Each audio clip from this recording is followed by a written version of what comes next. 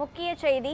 தைரியம் இருந்தால் சட்டப்பேரவையில் நான் பேசுவதை கேட்டுவிட்டு செல்லுங்கள் என்று முதலமைச்சர் மு.க.ஸ்டாலின் சட்டப்பேரவையில் எதிர்க்கட்சித் தலைவர் எடப்பாடி பழனிசாமி வெளிநடப்பு செய்தபோது தெரிவித்தார்.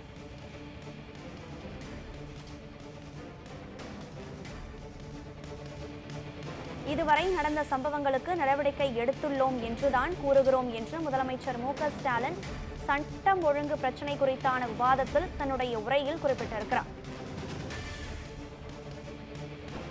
இதுவரை நடந்த சம்பவங்களுக்கு நடவடிக்கை எடுத்துள்ளோம் என்றுதான் கூறுகிறோம் என்று முதலமைச்சர் மு.க.ஸ்டாலின் எதிர்க்கட்சித் தலைவர் எழுப்பிய சட்டம் ஒழுங்கு குறித்தான கேள்விக்கு பதில் கொடுத்திருக்கிறார். முதலமைச்சர் தூத்துக்குடியில் நடந்த சம்பவம், சாத்தான்குளத்தில் நடந்த சம்பவம், இதெல்லாம் மறந்துடக்கூடாது. உங்களை பொறுத்தவரையில் டிவியில் பார்த்து தான் தெரிந்து கொண்டேன் என்று சொல்வதற்கு நாங்கள் தயாராக இல்லை. பேரத்தலைவர், தைரியம் இருந்தால் நான் பேசும் பதிலை கேட்டுவிட்டு போக வேண்டும். உங்களுக்கு தைரியம் இருந்தால் தைரியம் ஓடுறீங்களா?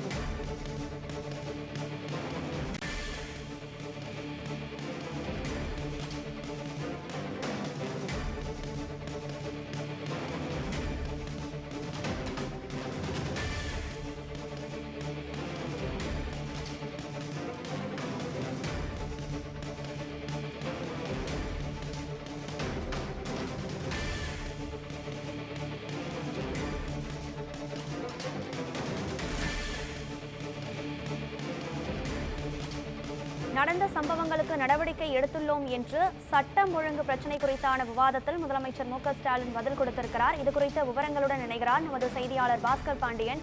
வணக்கம் பாஸ்கர் பாண்டியன். சட்டம் ஒழுங்கு குறித்தான வாதமானது எதிர்க்கட்சித் தலைவருக்கும் முதலமைச்சருக்கும் இடையே சட்டப்பேரவையில் நடந்து எதிர்க்கட்சித் தலைவர் மற்றும் உறுப்பினர்கள் வெளிநடப்பும் செய்திருக்கின்றனர். அங்கு நடந்த அந்த வாதம் மற்றும் பிரதிவாதத்தினுடைய முழு சாரம் என்ன? இன்றைய சட்டப்பேரவை விவாதமானது காலை 9:30 மணிக்கு தொடங்கி தொடர்ந்து நிதிநிலை அறிக்கை மற்றும் வேளாண் நிதிநிலை அறிக்கை தொடர்பாக 4வது நாளாக விவாதமானது நடைபெற்றது. இந்த நிலையில்தான் வினாக்கள் விடைகள் நேரத்திற்கு பிறகு தமிழ்நாட்டில் நடைபெற்று வரக்கூடிய கொலை சம்பவங்கள் காரணமாக அவசர பொது முக்கியத்துவம் வாய்ந்த கவன ஈர்ப்பு தீர்மானத்தை எதிர்க்கட்சி தலைவரான எடப்பாடி பழனிசாமி கொண்டு வந்து உரையாற்ற துவங்கினார்.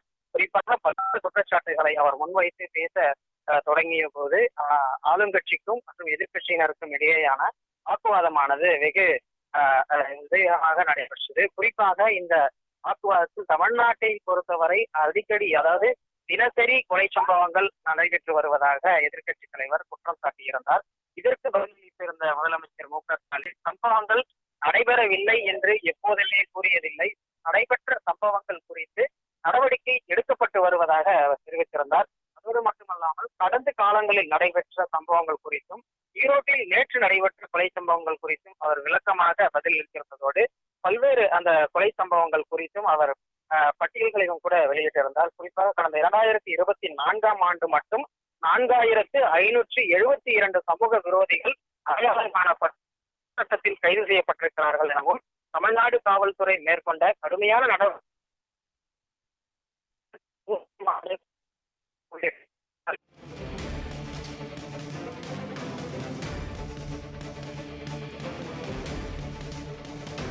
வழங்கியமைக்கு நன்றி பாஸ்கர் பாண்டியன்.